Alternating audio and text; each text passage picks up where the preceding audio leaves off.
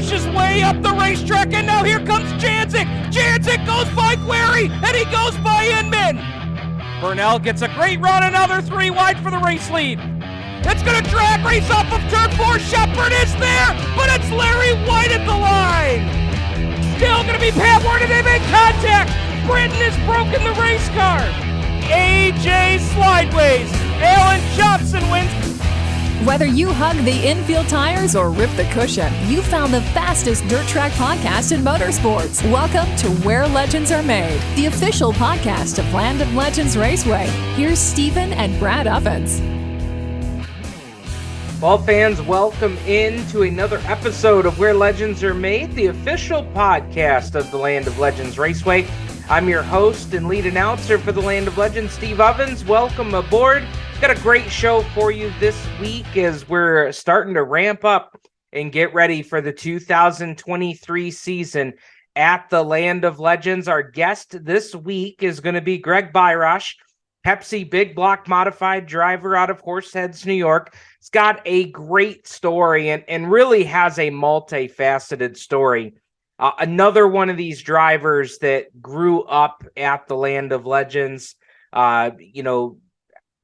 as a young guy, growing up in the Birosh Fabrication shop, got to see so many amazing cars that had a lot of success at the Land of Legends and all around Central New York.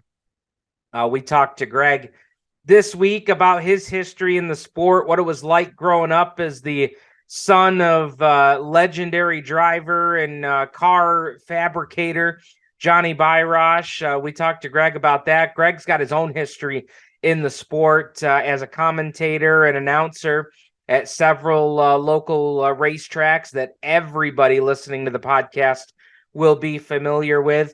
And then turning in the microphone, so to speak, for a steering wheel and driving a big block and a small block modified on his own throughout the last decade or more. We talked to Greg about that and talk about, what he's looking forward to here in the 2023 season. So before we get to our interview with Greg, want to go over a couple of pointers here for the Land of Legends as we close in on our 70th anniversary season. Number one item to check out this week, especially for all you drivers out there, take a look at the My Race Pass video that's linked on the Land of Legends Raceway Facebook page. That will show you how to claim your driver profile on My Race Pass.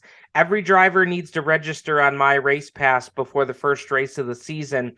If you do it now, you're going to save yourself a whole lot of hassle and headache on race night. We know once everybody pulls in the pit gates, everybody's focused on racing. You do not want to be one of the drivers standing in line having somebody help do a driver profile before racing kicks off for 2023. Every driver's got to have that profile done.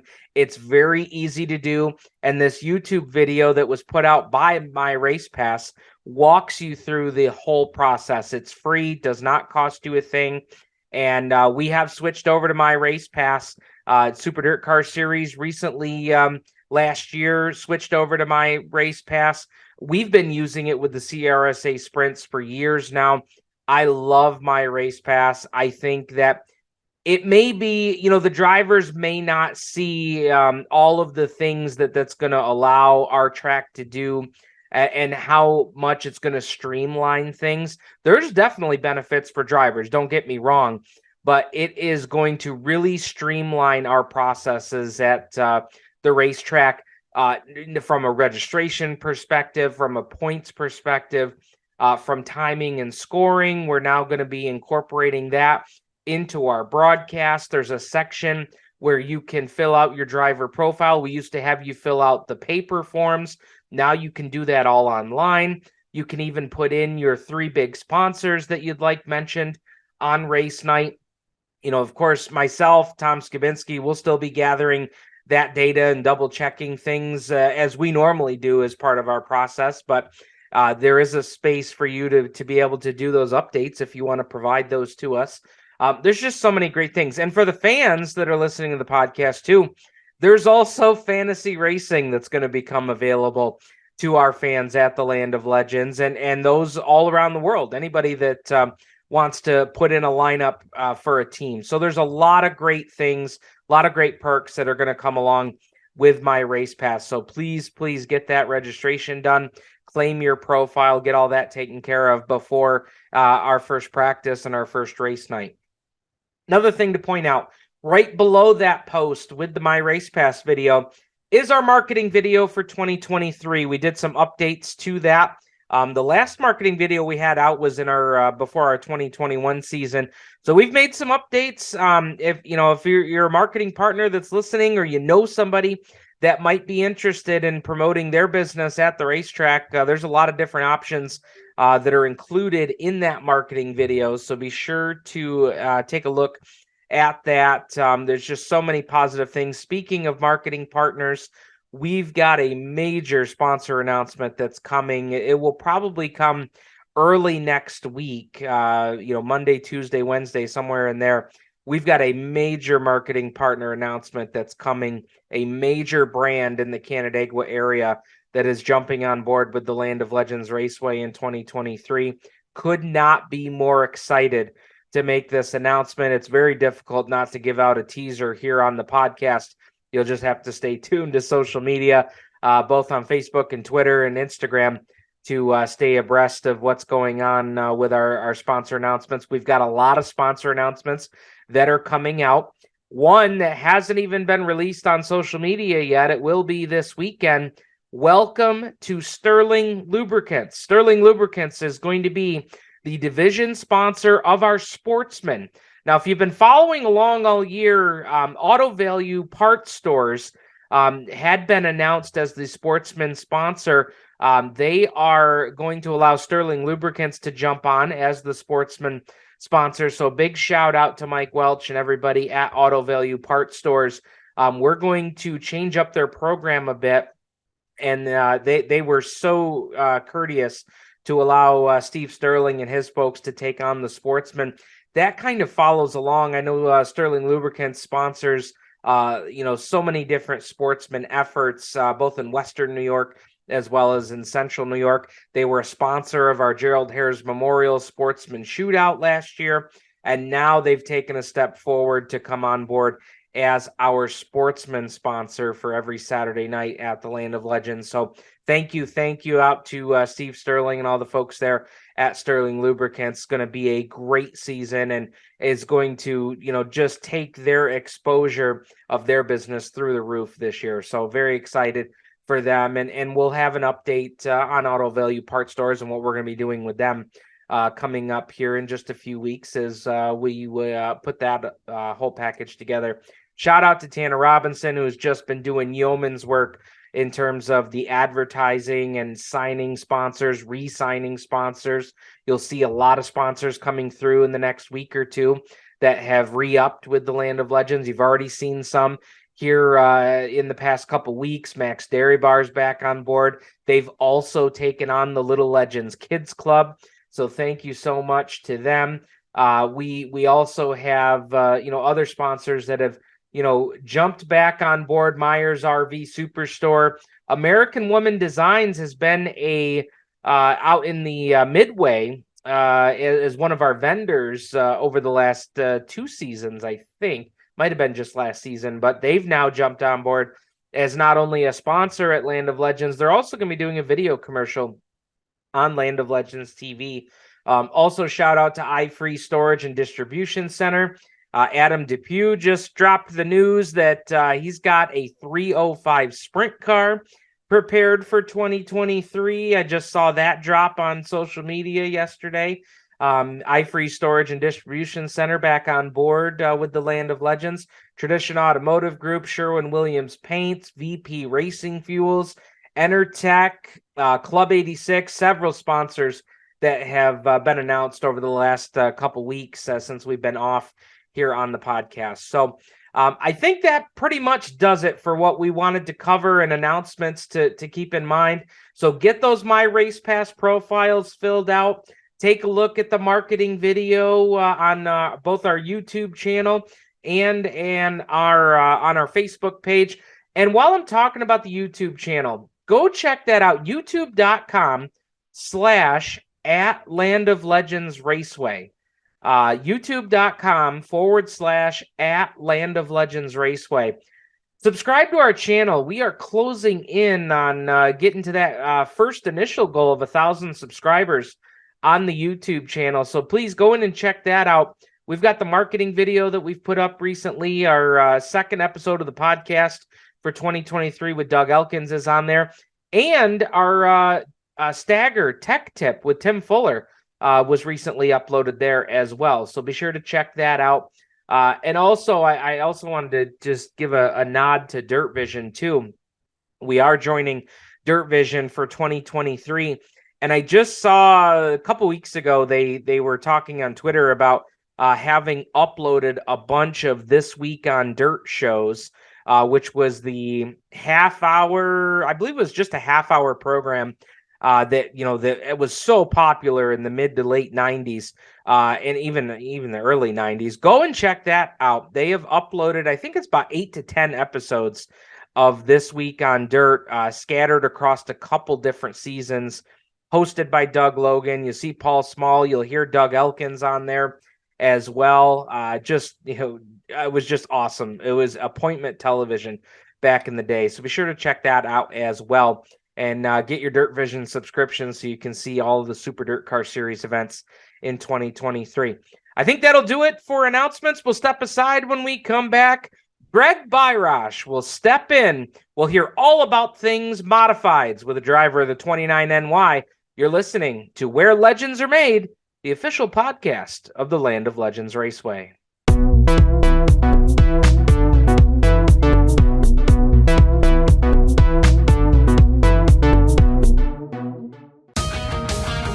By the grace of God and 800 horsepower, it's time for the A-Main interview of the week. Well, welcome back, fans, here to Where Legends Are Made, the official podcast of the Land of Legends Raceway. And I promised a good one for you. We got a good one for you this week. Greg Birosh, Pepsi Big Block Modified driver for us at the Land of Legends, joining us on the program this week. Greg, welcome aboard, my friend. Thanks. Boy, no pressure, huh? You promised I'd be good at this. I don't know. I think you've had a little. You've had way more practice at this stuff than I have. That's for sure.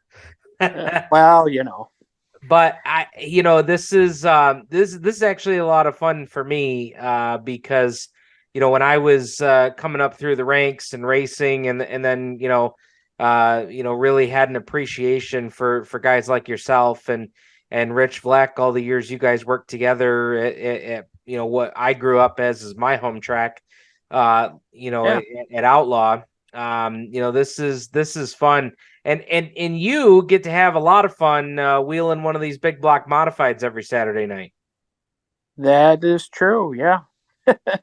Yeah, it's and I appreciate the compliment very much. That was a lot of good times back then working doing the announcing at, of course, then it was Black Rock Speedway was the name of it, with Rich on a couple different occasions. I went in there with him in 2004 when the sprint car experiment year, the last year with Lynn Huff, and then came back again in 2006 once Dean Hogue had taken over and was there. Gosh, I don't know. I think I did Friday nights through like 2012, something like that. So yeah, it was quite a while. Yeah, because it was. I remember it must have been 12 because I remember taking, letting Rich know and those guys that there was going to be a couple nights I wouldn't be announcing because we were finally getting our modified put together at the very end of the 12 season. So it was when we started running it so it's been a while. I was going to ask if there was any crossover years there when you were announcing and racing, or was it it was either one or the other? It was mostly one or the other. That year was kind of was it the other? Well, the year 2009 with the sportsman car, yes. mean, I now that I think about it, yeah, I did Friday nights at Dundee, and then oh gosh, did the was still doing um, the I forget now. This is terrible. I forget what we changed the name to, but what was the Chase and Racing show that I when Jack Christensen passed, I came in, did it with Doug for a year in '08. Yeah. And then of course we lost Doug, and I did it on my own in '09. And so yeah, so I was doing the radio show, I was racing sportsman car, and doing Friday nights, and had a full-time job on top of it. Well, if So, you know, for all of our listeners, we're gonna jump all over the place in this one because there's so many different avenues we could go down. So if you're looking for a clean cut interview, well, I produce the podcast, so you're gonna get what you get. Because it's more fun to kind of bounce around and tell the stories that come to mind. And it is, and so. this is an interview that I'll just be honest, I did not prepare questions for because I knew I really didn't need to. And you just brought up two topics that I did want to talk about. The year that you got to work with Doug on Chase and Racing. We're not we're pretty close in age, and so we grew up in that era when it was for us in the Ovens household, it was having dinner and nobody made a peep because we had to listen to what Jack and Doug were talking about on the radio. What was that year like working with Doug, when you and I grew up in the area that we did? Oh gosh, it was so much fun. I'm really, really lucky to have been able to do that year with him. Because obviously I've known Doug since I was a kid, and I've always been friendly with him. He was, always around the scene with, first racing against Dad with the modifieds, and was a customer too from time to time, and was always involved, and knew him, and knew his son and daughter from going to the races, and so I always know, everybody's, of course, everybody loved Doug, and he was always such a good guy, and you hear those things, but then to actually get to sit down with him for over an hour every week. I mean, we had an hour show, but I'd get there.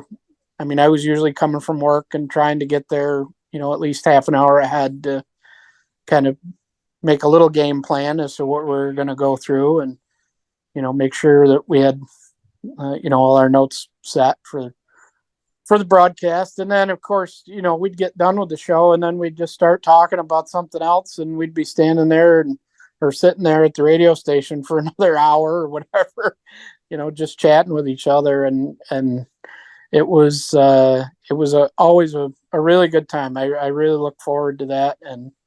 And like I said, I'm considering myself very lucky to have been able to spend that time with him and get to know him a little better. And, of course it was, it made it all the more difficult when we lost him, but yeah, it was a very good time.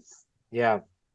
Yeah, I think back to when I was a young lad racing go-karts. Mom and Dad would take me over to sit sidecar with Don Dunham over in Geneva. Sure. And I don't know if you share this experience, but I feel like whether it's fortunate or unfortunate, I feel like when you're going through the motions, you have an appreciation for it, but man, you have such a bigger appreciation for it all these years later, looking back, Yeah. Oh, absolutely. Yeah. I couldn't agree more. Cause just sitting here thinking about it. Okay. The time with Doug and how fantastic that was. But then I get to think of, the times where I got to work alongside Mel Thomas. He was somebody that reached out early on and kind of gave me a chance to, do some announcing and get into it and help me along with a lot of stuff early when we did Paradise back in 1994. I was still in high school, and we were doing Paradise on Friday nights for the the 4-cylinder modifieds and the Sportsman and street stock and all that. That were kind of in the heyday there. And then and of course Joe Murata, Doug Elkins, Paul Small, got to work with all those guys at Weedsport. They kind of took me under their wing there. Did get to do a little bit, not nearly as much as I would have liked, but some with Gary Montgomery on occasion. And, just so many people that I got to just learn from and spend some time with and, get advice and get your balls busted quite a bit. All that good stuff. And they still do. If you watch any of the interviews I've done with Doug Elkins, he always likes to bring up the hot dogs thing at Weedsport. So that's here again, here's another avenue that I didn't even think of going down, but you talk about all of these and I'll just go ahead and say it. You talk about some of these legendary names that you've called races with and gotten to take a little piece of how they all do their jobs and how you would carry on to do your job. There's a lot of young announcers that are trying to kind of break in and kind of get an opportunity here and there that are going to be the future of broadcasting our sport. What is something that one of those guys offered you that you carried all the way through any announcing jobs that you did? Oh gosh. So, there's so much, but with Joe Murata, it was always, you've got to, make sure you get through, all the good basic information, but then on top of that, do whatever you can to try to keep things interesting. It's more than just, kind of, pointing out who's out there and what order they're running in, but, really, and this was something how it is since you did the same thing watching, growing up at the racetrack, you watch races almost like it's your job. And now it kind of is, but you're kind of analyzing it as it goes, and it's really about picking out, okay, well, yeah, here's this guy's running back and forth, but I can see, all right, he just found a little bit better line, and now maybe okay, let's keep our eyes on him because he might be closing it up. And then one thing that I tried very hard to adopt it, which is something Doug Elkins told me, which was if something on the track is getting very exciting and very,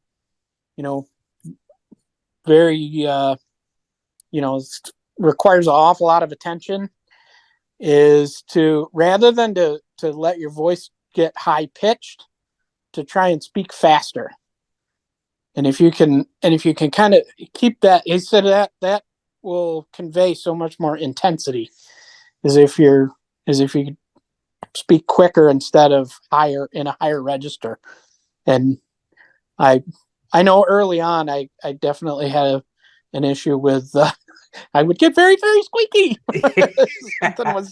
something was going crazy, but yeah, those are a couple things that stand out, and there's so much more, I'm sure, is just kind of subliminal. Like you say, just from watching them and listening to them for so many years, and and you pick up those high points. And we're really lucky in that era where got to listen to Jack Burgess and Joe and Gary and a handful of others, like Brian Mulligan at the Mile. There was so many that they were just, like you say, they're legendary. Yeah. And I'm not sure we realized that at the time, when we're we're in it, it was just kind of like, okay, well, this is how race announcers are. And then I've, in my travels and things like that, I think there's, like I said, we got really lucky with some guys that were excellent at the craft, and a lot to learn from. So kind of, like I said earlier, kind of going out of order here a little bit.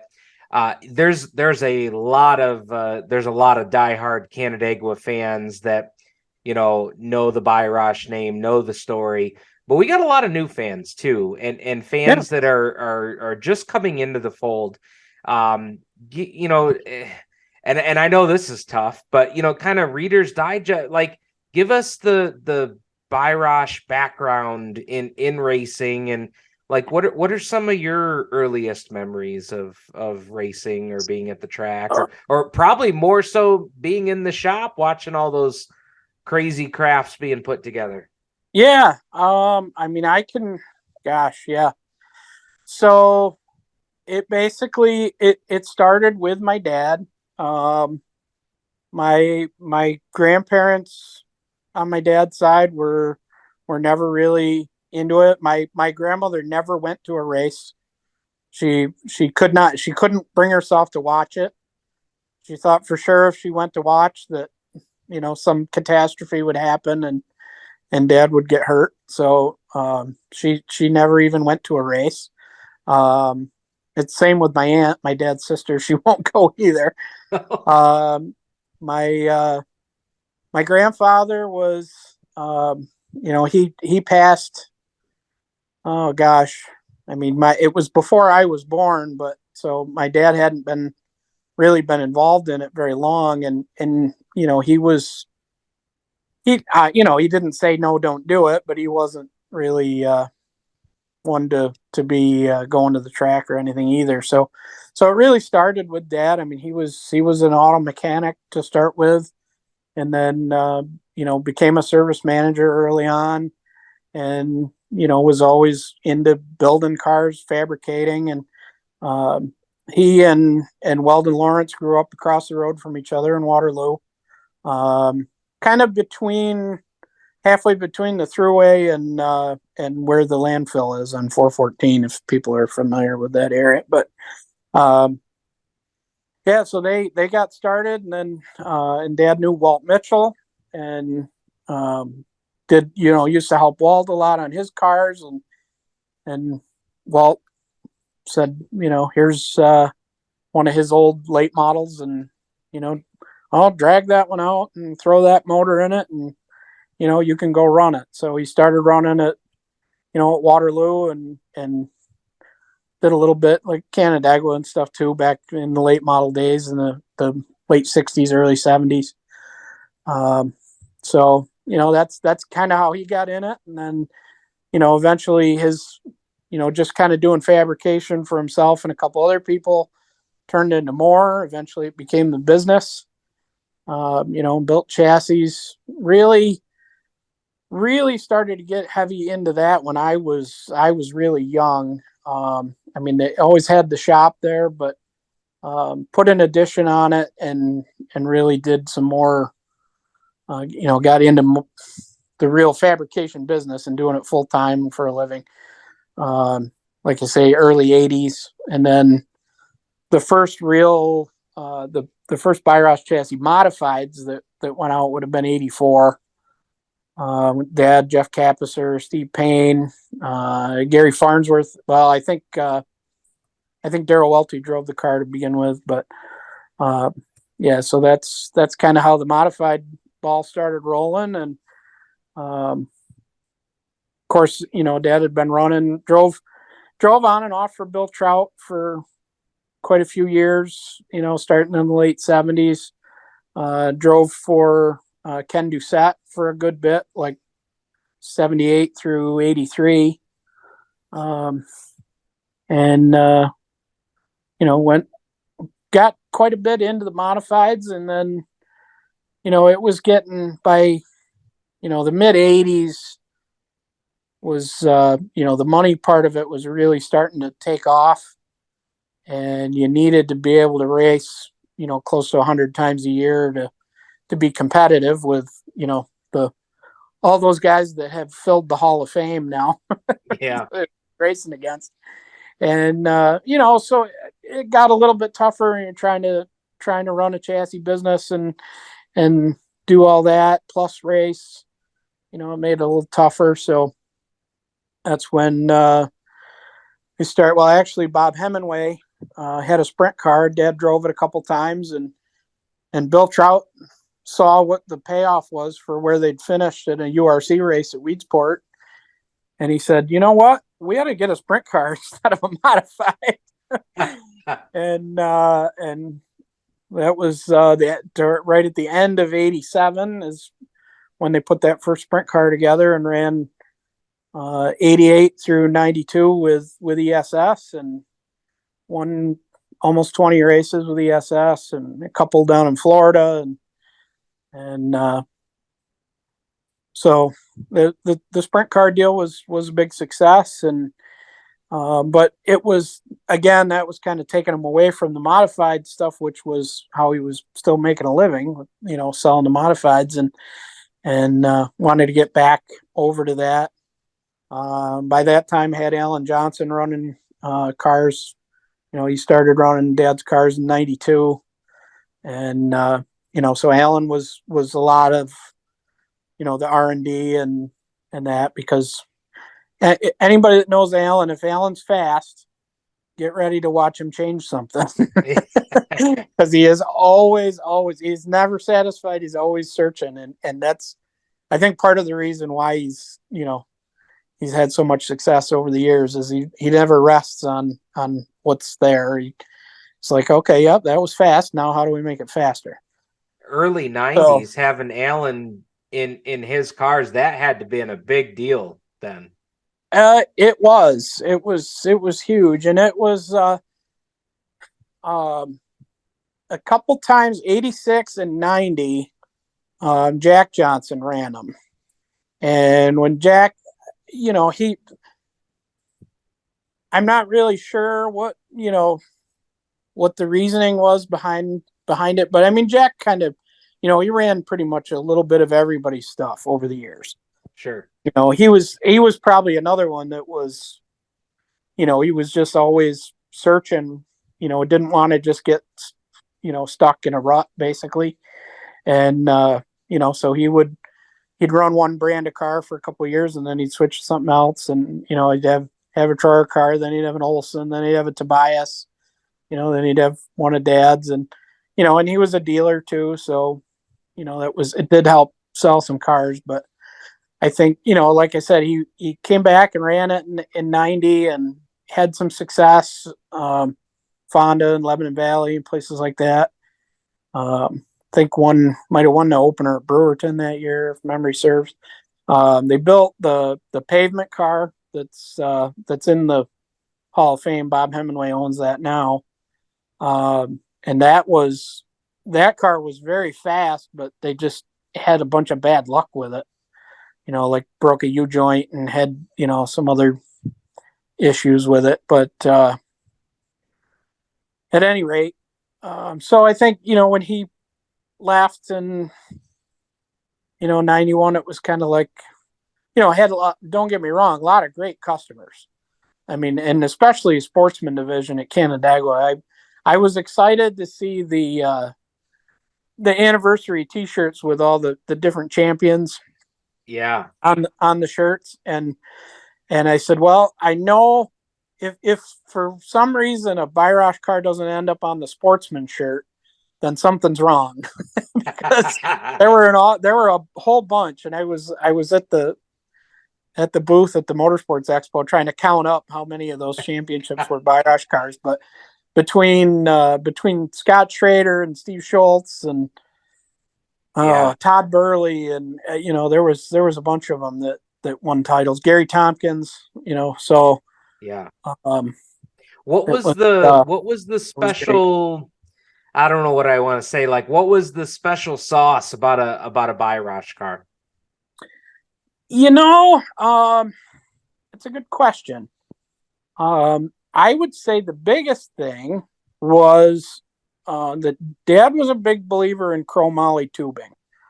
The majority of these cars are built with DOM, is what it's called, drawn over mandrel tubing. So it's a seamless tubing, but it's a mild steel. The chromoly is got a little bit more spring to it. You can put less bracing and things like that in it. You can run a little bit thinner wall thickness and still have a car that's stronger. So that was a big part of it. All those frames were chromoly. That sportsman car that I started with in 09 began its life as a car that he built for Lyle Sherwood. Oh, wow. I think it was a 92. I got it, bought it from Lyle before he passed. Wow. And I had it for several years. I ended up going back to school. Couldn't really spend the time and money on it. It sat for a little bit. Finally got to the point where, I was able to get started and started building it. And we did updates to that car. We changed the front and rear clip, updated it to, the more modern stuff, but we kept it chromoly. And that car, of the three that I've had, I want to say that's still the best working car I've had. I definitely miss it, but it went through, oh gosh, it went through all of 09 as a sportsman car.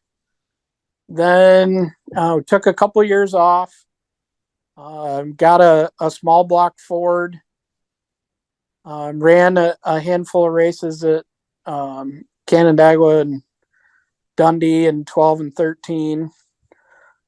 Crashed it a couple times there. 2014 ran it at Thunder Mountain. Crashed it a couple more times there. And after 14 it had been fixed so many times. It was like, the thing, I think that chassis was like 100 pounds heavier than it was when we started after all the repairs that had been done to it. And but it still worked. It was still a good working car, and it sits out in back of the shop. But I was just gonna ask where it is now, or if you knew. Yeah. Yeah. Oh yeah. Yeah. It's out behind the shop, just the chassis and the stack of sheet metal next to it. But wow. But yeah, it probably won't go anywhere. I had a little talk with Eddie Lawrence a couple times about maybe using that chassis for some sort of a vintage car that he wanted to do, and just to kind of let it have another life. Sure. In that, but I think those plans changed, but you never know. I think it could still happen. So that's a good segue, because it was a month and a half ago, maybe 2 months now that I think about it. But Bob Miller posted that video of that win from 2009, and yeah. And I gotta tell you, man, you will not find an announcer that loves seeing a first time winner more than I do. And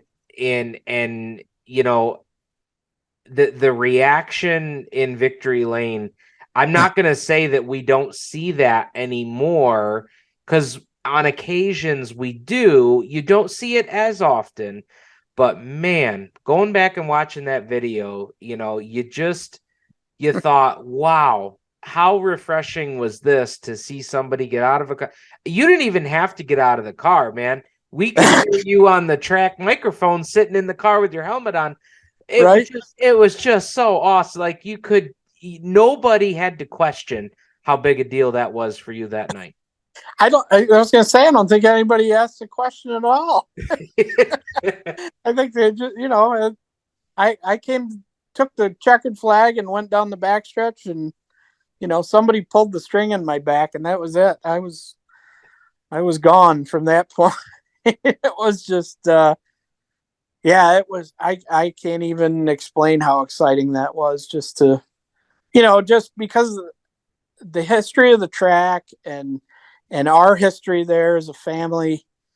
Um, I my dad he won there a couple times with the late model before my time. He won there once with modified, which was the Dennis Taney Memorial in 1985, the 50 lapper with a small block, 358 Ford against the big blocks. Wow. And Dad was good friends with Dennis Taney, and they had worked together a lot on cars that Dennis had, late models especially. And so it meant a huge amount to him. And unfortunately, I was not there for it. So I missed that. And there were a couple times with ESS with the sprint car that he was really close to winning there. But just whatever, circumstances, something happened and didn't get it. And just to finally, be there in victory lane, with him, with the family. And, it was like awesome. It was absolutely awesome that it had just kind of all finally come together and got to experience that. And now, I get out there and we're going to get one with the big block. And now I have to top that victory lane interview. Well, I got to tell you, I look forward to that. The heat win from this year was pretty cool too. Yeah. I think and talk to us about. I mean, we're sharing old stories here, but kind of Yeah. segue into some more recent stuff. Sure. I know that heat win had to be big because I had conversations with you guys all season long, and just trying to learn this new stuff and trying to Oh God. get comfortable. And toward the end of the season, it seemed like things started to click.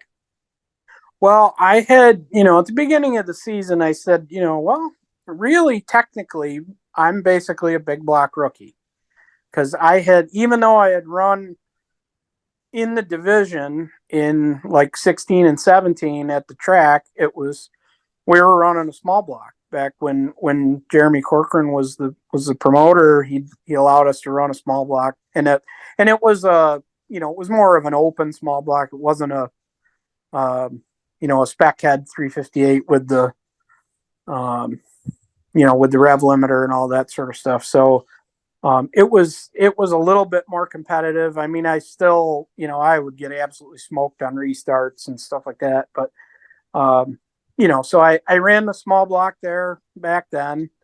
We switched over to running it at Outlaw in 18, 18, 19, 20, 21 with a couple of years with that small block. And then a couple of years with a big, open dry sump small block, both Fords, but more of like a short track super series engine package that was a little more competitive there. But then, coming back to Canandaigua, it was, I bought that car. The car was the one that Matt Shepard went end over end with at Georgetown. I bought that chassis from him. We put a front clip on it. Put that car all together, got a big block. It's an Enders big block that we picked up from Jim Mahaney. Got that in there, and that thing runs.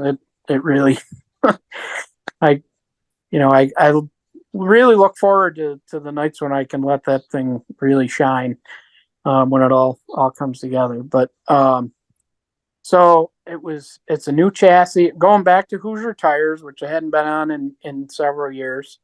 We've been running, obviously, the sail panel type body, which, believe it or not, does make a difference. The cars handle quite a bit different between the two. I know Bob Miller likes to call them training wheels for modifieds, but I strongly disagree because it really just makes the car a lot tighter on entry. So you have to drive it a lot harder than you do with the regular standard window type body on the car. Okay.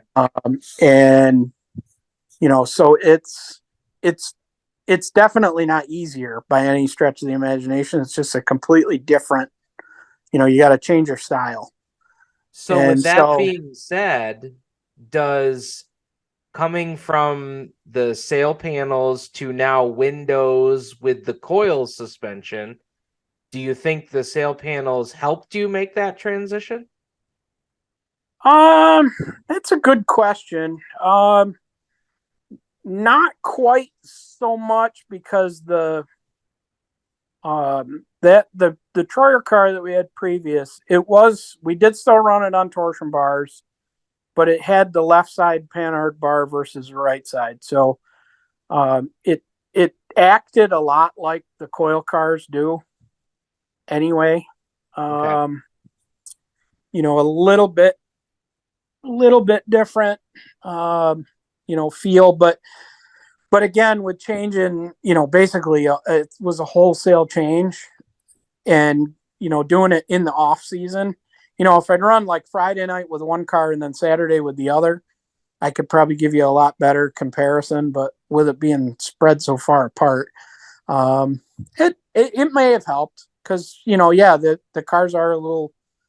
It's easier to have them be tight on entry, with the coils, and that's something you got to kind of train yourself to drive through, to keep the car, keep it fast and keep the speed up, getting in the corner to make it turn. And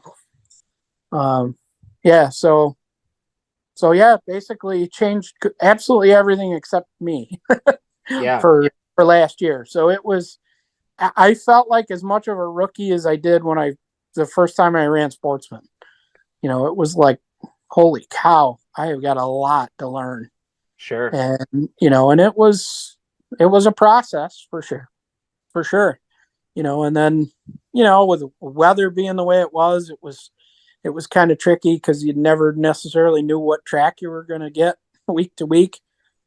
Sometimes we'd have, there'd be some rain that would come through and it would make things heavy, and other times it was slicked off. And so that it's tough when you don't have that consistency to, when it's a hot dry summer and you just know, okay, I know this is what we're going to have every week. And that would just the way things worked out last year, it didn't necessarily do that. So so chased it a little bit, but like you say, towards the end of the year started getting a lot more comfortable, getting a lot more confidence in it, and and just kind of driving it, I think, the way it needed to be driven all along, and it helped. So I, hopefully I haven't forgotten how to do it. A couple weeks we can get out there and try it again. I was going to ask, what's the thoughts coming into a new season, a full season under your belt, getting ready to start a new year? Yeah, I mean, just like that. Hopefully, we've got our notes and more or less picking up right where we left off last year. Learned a couple more things, the last couple races, and actually a lot more of what to expect if we do have those nights when it's really heavy early in the season. The night of the Gerald Hares Memorial, really, the track was so completely different that night from what we'd been running. It kind of threw us for a loop. I guess, didn't anticipate it being that much different. And, but early season track conditions can be a lot like that. So now we kind of learned a little then. Hopefully we apply at the beginning of the year, and then as it starts to dry up, we know what to go back to then too, hopefully. What do we look at, or do we have set out goals for this coming year? The only goal that I've ever really set for myself is to just constant improvement, and to figure out from each night what we've learned and what we can apply, because obviously everybody, well, I don't know if it's obvious or not, but I know for us, I mean, the goal every night is to go and win. The reality though is that that's not going to happen for a lot of people, and hasn't for us yet, at least in the big block. But that's certainly the goal. So you don't want to put positions on, say like, oh, I'm shooting for a top 10 in points. The plan is to go run every race, so I'm gonna try like heck to be the champion. Yeah. That's that's why we're racing, is to go and win. So but beyond that, I mean, it's like I said, try and take something from every night, whether we learn something positive, or if something went wrong, learn from that and apply it down the road, and then just have a good time there together. Everybody there helping out, and you got a great crew there helping. Like when I stop in to say hello, or even if I'm passing by and it ends up being a quick wave, I can tell, man, everybody there is just having a great time. Rather, no matter what the outlook of the night might be, everybody just smiles, having a good time, working on race cars. It kind of reminds me of the way it used to be. Well, that's because that's all the people I have are the ones from when it used to be. Yeah, I always pick on those on the guys, but we've got we got me and Scott, and we're the I don't know, I guess we're the middle-aged ones, but then I get the we got Dad, and I've got it. This drives me nuts. Every time I list off people that help out and thank, and then a couple hours later I go, darn it, I forgot Paul again. And Paul Hines from Paul's Performance Automotive in Penn has been, he comes to the shop every once in a while, helps out. He comes to the track every week. Just puts a lot into it, and I just I don't know what the reason is. I kick myself every time that somehow I manage to forget, but I do want to make sure I thank Paul, because like I said, he does quite a bit. So, well, I think because you've mentioned him on the podcast, does that give you credit for the full year now? Well, no, I think I probably owe him a few more, but we'll spread the word somehow. So nice. But yeah, it's like I said, yeah, we have a good time, and that's the one. Dad's the one you really need to interview, but you got to block out like a couple hours for that one. I was get the whole some life of those. story. Yeah, some of the stories you're telling me here, like I've already got ideas rolling in my head of like more questions that I know that there's enough folks that would just love to hear how that would turn out. So it's on the list, my friend. It is on the list. There you go. Yeah, he'd be a lot more interesting than I would probably, but and I gotta shout out my neighbors, Walton Diane, yes. right? Yeah. Yep. You got it. I know they follow right along, and it was that was pretty cool. He mentions that to my brother-in-law every time he sees him. That the announcer from the racetrack lives in the neighborhood. Yeah, that's great. Yeah, Walt and Diane they've been great. They were a big part of helping out to get this car together, and Walt comes, he basically makes it every other week is pretty much his schedule, and he'll come and help out and hang out and tell stories too, and make sure sometimes it's Dad likes to change stuff a lot too, and sometimes we have to distract him a little. So There you go. so He likes to tune. He likes to yes, tune. yes, he does. So we got it. There's a fine line, though. You got to make Yeah, sure we don't overdo it. But yeah, no, they've been friends with them for a long time. So yeah, they're huge supporters, and that's awesome. But good deal. we, of course, on that note, we do still have more room for more folks to come on board, and it would be huge to get some more help. So Absolutely. I mean, you and I've been, we've been hounding Burn Dairy for how long, I mean, yeah, right. that's how this whole deal got started, like The old Burn Dairy. we Burn Dairy and Penn Yan, Canandaigua, Horseheads, if you're listening, come on, Yeah, we you have we two very loyal customers here.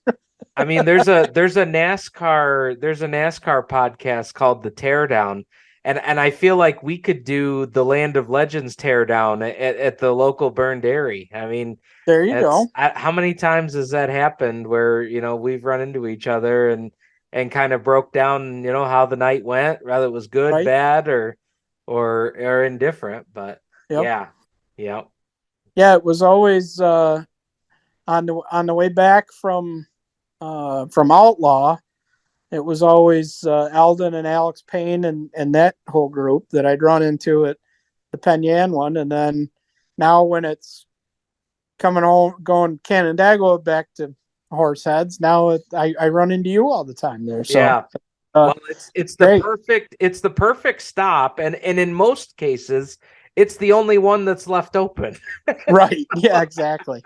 Yeah, by the time we leave the track, and then I get the dads and unhook trailer and do all that stuff, get cleaned up and head for home. Yeah, that's pretty much the only lights that are still on Yeah. down through there. So, but Awesome. yeah, it's fun time. This has been a treat. It really has. I've known we've known each other quite a while, and Yeah, long time. I really Do you remember when I raced karts with your dad? Oh yes. Okay. Oh yes. Yep, sure do. I know you would have been pretty darn young at that point, but Yep. That's I mean, those are some of my early memories is, dad racing karts or I mean, I've either read or heard you say this here recently. That you kind of grew up in was it the turn one grandstands at Canandaigua? oh yeah, absolutely. Yeah. About halfway between the flag stand and the first turn end. Yeah. Yep. For me, it was growing up in what used to be the covered section at Outlaw before that little mini twister. Before the storm blew the roof off. Yeah. I mean, so that was it for me. I mean, those are some of but yes, no, I remember, dad raced with a lot of guys that I still remember, from back in those days. And when I was a little kid racing go-karts, I mean, my goodness, I remember, I mean, I was in the novice, the real little kid, division, Sure. but the ones that were running, I remember Matt Shepard, Justin Hares. When they had the money shows, Tim McCready would roll in. I mean, Sure. it was, yeah. I mean, I raced with Billy Dunn, Frankie Caprera. There's so many names that still kind of ring true today that I remember from being a young pup for sure. But I remember what was it? I used to end up race with Rob Bussey quite a bit. Yeah. And oh gosh. Like I say, your dad, Wes Smith. Oh yeah. Wes Jim Smith Johnson, and Tammy Locke. Yep. Yeah. Oh, Which her brother Dave, older brother, he was a good kart racer too. And then he moved up and ran a sportsman car for a while and did pretty well with it. Had one of Dad's cars. And but I always said I always said, why doesn't Tammy move up? Because I think she was better. she'd have done a better job.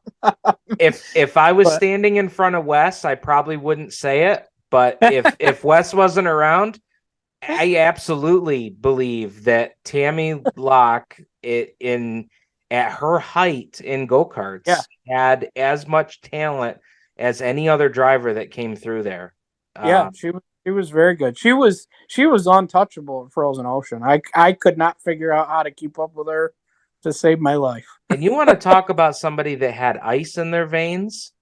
I mean, at least in my experience, like I didn't, I didn't know Tammy to really, say too much, was never, never kind of carried herself that way as good and as talented as she was. She Yeah, never. she was pretty shy. I remember. Yeah, Yeah, but man, you put the helmet on and put the visor down, look yeah. out.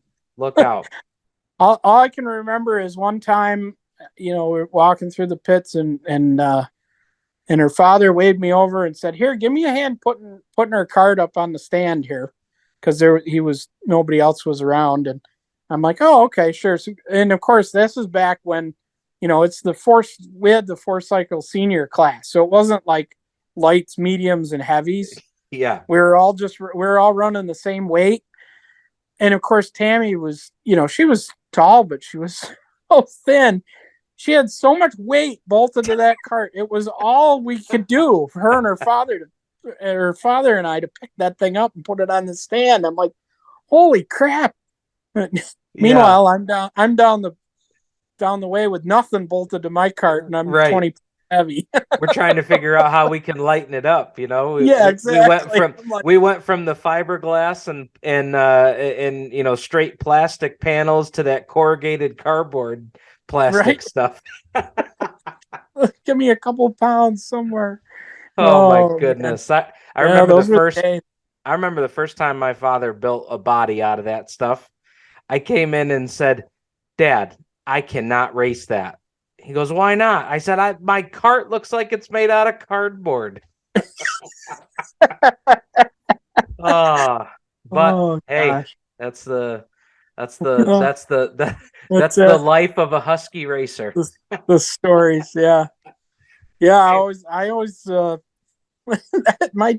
my dad was he's like, "What are you doing putting body panels on there for?"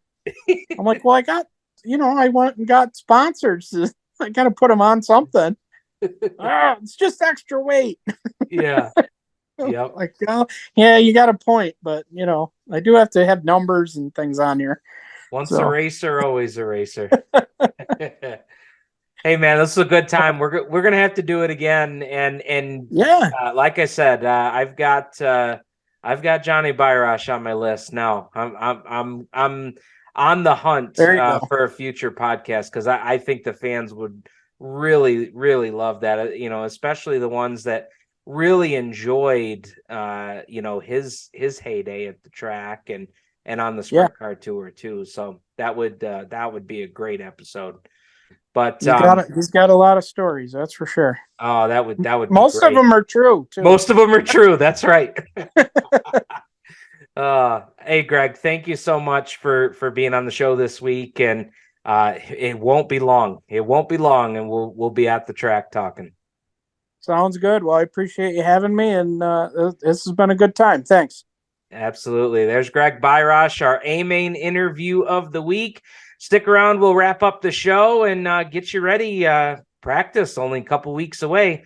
Hopefully, weather holding out. We'll see how it goes. But stick around. We'll wrap up the show here in just a moment.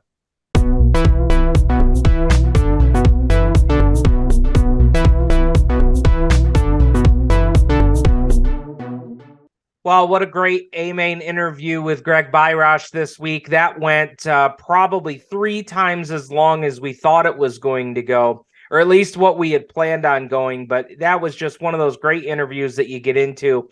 And the more we talked, the more we chatted, it just, one thing led to another. And that was a lot of fun. And I got to say that we have got to get Johnny Birosh either here on the podcast or something on Land of Legends TV, because there's so many, after talking to Greg and hearing some of those stories I have got a list of questions now for Johnny Birosh, and there's so many. I've got questions I got to ask Dean Reynolds now. I'm kind of curious about this whole discussion of chromoly tubing. I gotta go look. I don't even know if that's still a thing. If there's maybe disadvantages to chromoly tubing now versus whatever it is that they're using to build modified chassis now. Man, there's I got a lot of homework to do after this episode, so we hope that you enjoy it. Again, just as a reminder, drivers, be sure to fill out that My Race Pass profile to claim your profile on My Race Pass before our season gets started. Check out and do us a favor, share the video, share the marketing video out so that we can get the news out to even more people about all the great things that are happening at Land of Legends Raceway. We appreciate you tuning in this week, and we will have another great episode for you here before the season starts in 2023. We've got our new VIP booth that's going up in turn 1. The new grandstands will be constructed before our first race night. There's so many great things, so much momentum, so just so many things to look forward to as the weather's starting to break a little bit. We got to get things dried out now, and it won't be long. We'll be throwing the green flag for the first time, and the rooster will be crowing on his perch on the front straightaway. Thanks for tuning in to Where Legends Are Made. Be sure to rate us and give us a comment on your podcasting platform, or share the video if you're watching us here on the YouTube page or on Facebook. We appreciate you tuning in. We'll be back next time here on Where Legends Are Made, the official podcast of the Land of Legends Raceway. Land of Legends Raceway fans, tune in each and every week of the racing season to Where Legends Are Made, a podcast dedicated to covering the drama, excitement, and hear from the drivers from your favorite dirt track. Stephen Ovens and Brad Ovens walk you through the week that was Where Legends Are Made. Subscribe on Apple or Google Podcasts and visit landoflegendspodcast.com. Fans of Land of Legends Raceway and the Where Legends Are Made podcast, we've got a great opportunity for you to feature your business. We have opportunities here to sponsor Where Legends Are Made. We have all different features of the podcast. You can pick to be a sponsor of one of our heat races. Maybe you want your business name attached to the top 10 read-offs for the week. Maybe you want your business to be the one that's heard when we play our highlight of the week. Maybe you're a history buff. You want to sponsor Heat 3, where we talk about this week in Land of Legends Raceway history. Maybe you want to be the main sponsor. So when we interview our main driver of the week, you want to get your business out in front of that. We've got plenty of opportunities for you to do so, and we can work inside of any budget. And believe me, if you're listening to this and you're saying, oh, I don't think my business has the advertising budget to sponsor a podcast, believe me, we can fit inside of anybody's advertising budget. Get your business a little bit of advertising here on Where Legends Are Made. Contact us right here on the Land of Legends Raceway Facebook page if you're interested, and put your business in front of all of our fans where legends are made.